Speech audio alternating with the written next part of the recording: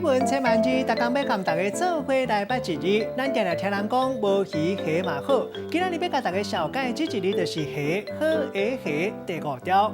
虾是一款脊脊动物，尾溜长长，分做头、胸坎，也有腹肚这3个部分。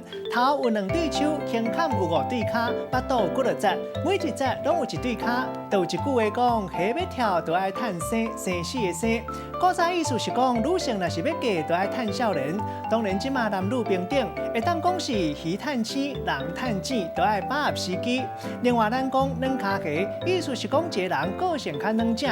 也有咱新闻常常讲到3字虾排做伙，虾，代表讲代志的结果足凄惨。带大家做伙来小解这2个词。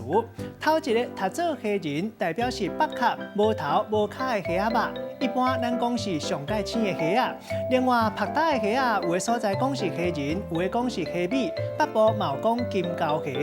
第2个咧是一句俗谚语，咱讲无鱼虾嘛好。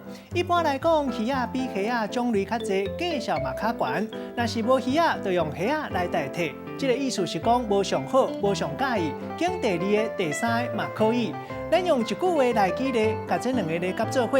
譬如讲，暗顿的时间，阿明去买炒饭，本来是要食炒虾仁饭，也毋过虾仔已经卖完啦，伊就无鱼虾嘛好，改买炒肉丝饭。今仔日小解这一日读做虾，提供予观众朋友来参考。